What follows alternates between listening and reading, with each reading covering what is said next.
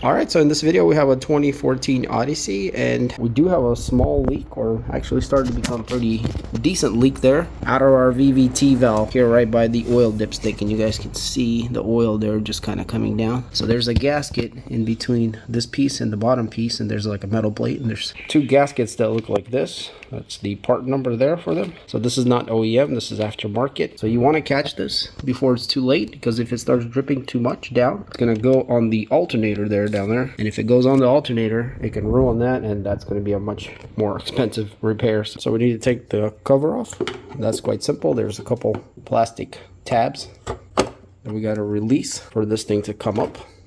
Just got rubber garments. All right, get this out of the way. Now our engine's a lot more exposed. So we do have this harness here on this bracket that might be in the way. It does unclick here, but we do want to unplug all of these connectors so they're not in our way. And there's only two, one here and another one here. So this plastic piece does go up, and it kind of, you know, tries to get out of the way, but there's a 10mm bolt right there that will cut a lot more of this stuff loose here and get out of the way of our valve so we can get to it a little better. All right, so now this thing can move around a little bit easier, and we can kind of work around it. So we just have a few bolts to loosen. Looks like that one, maybe that one, and two right there. And then this upper portion should disconnect from the bottom portion. This shouldn't leak because it's permanently sealed there. It's mostly the gasket in between these two here. So, and I'm going to go ahead and stick a rag in there also, just in case anything leaks down. It's going to not leak right on the alternator. And also we do need to take out the dipstick, as it's going to be in the way. All right, so when the four bolts are loose,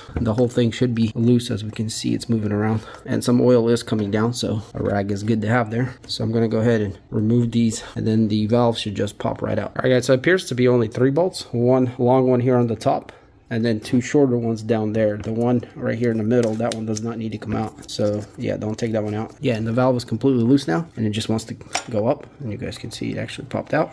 There's a plate there, so be careful. I'm gonna go ahead and pull this out. All right, so here it is. I just pulled it out. Now be careful. I actually dropped one of my set pins, or whatever you call these. This little guy actually fell right there. Thank goodness the rag was there, so I caught it. So I need to grab that. It's just like an alignment pin that goes right there in that hole, which is this hole here and that one. So we can see our gasket here, and then there's a plate here, and there's another gasket underneath the plate. So I'm gonna be careful not to drop anything. I'm gonna maybe pull that pin out too, and then we'll take that little plate out, and there's a gasket underneath there. And you can kind of see the filter mesh right there. All right, got both of the pins out. So now we can more bravely pull this out. Actually stuck on there pretty good. I didn't get an extra plate, so I have to be really careful not to damage this one. It does seem to be stuck on the other side, so, but we do need to change both gaskets as we don't know where it's leaking. All right, so a little persuasion with the pick, and just kind of popped off.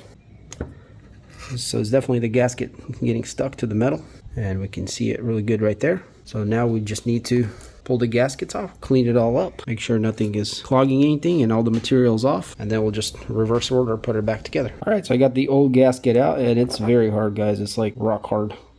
It almost looks like it wants to crack. It's not cracking yet, but it feels very hard. The mesh looks pretty good though, and on our new one, it's very soft, very pliable. It does appear to be not so great quality right there where the mesh goes in, but everywhere else it looks okay. Should be just fine to do the job. I might change this little mesh to the stock OEM one. I'm not sure what kind of quality this is, and I don't want it to disintegrate. You can just pull it out by stretching this gasket around. It kind of sits inside of it. You guys can see just like that, so it just pops right out. I'm gonna basically reinstall that one there, and then we'll put this new gasket in there, and then we still have to do this side. And by the way, the part numbers are different. So for this one with the mesh is this part number, and then that one there is that part number right there. All right, so we got the old mesh on the new gasket, and when I tried to pull it out of that one, it was so hard it just cracked. So yeah, it's pretty much done for. So let's go ahead and install this back into there. So it all should line up, and the mesh kind of falls in there like that. Seems like a perfect fit. So make sure it's sitting in the grooves really well. And now we can go ahead and pull this one out. So I don't really see any cracks in the gasket, or nothing too obvious there. So maybe the leak was just coming from the gaskets becoming hard and shrinking. All right, so we kind of cleaned it up, put the new gasket in, and you guys can see it sits in there pretty nice. Pokes out just a bit, just a perfect amount. Once we tighten it up, it should seal really good. So now we got to install our plate and the valve back all together, and making sure our gaskets don't move and stay where they're at. So we need to put our dowel pins in before we put our plate on, and then our plate will sit on the dowel pin, and that's what's going to line it up. So be very careful with these not to drop them, but they just go right here, one on the top and then one on the bottom right there. Now we can line up our plate, make sure it's facing the correct way. This cutout here goes to the mesh. Yeah, we're just gonna line up the pins, drop the gasket down. That should be perfect right there. All right, and our valve is on. So it's just sitting there on the pins, and you guys can see everything's lined up. Everything looks good. So now we just need to put our bolts back in there. We want to tighten this at a very slow, even motion down. So basically tighten a little bit on each side as you go. Don't just tighten one side all the way, then the others. So the gasket can compress very evenly. So yeah, I'm just gonna tighten it by hand in the beginning to get a pretty nice even compression down, and then when you're ready, start using the wrench. Again, go very slow as the new gaskets are compressing. Since they're new, they have quite a bit of compression to do. So we're pretty close to where we want to be. Everything's getting tightened up nicely. So now we just need to fully tighten this. I'm just going to hand tighten them. What you want to do is, just have a good resistance, probably about 12, 14 pounds, as these are 10mm bolts, and that should be more than enough. You don't need to over torque these. All right, so once you got that nice and tight, we can plug the plugs back in. And also, if you did loosen that bolt like I did, make sure you tighten that up, as it does not need to be touched at all, just these three. Now we can put this plastic back on here.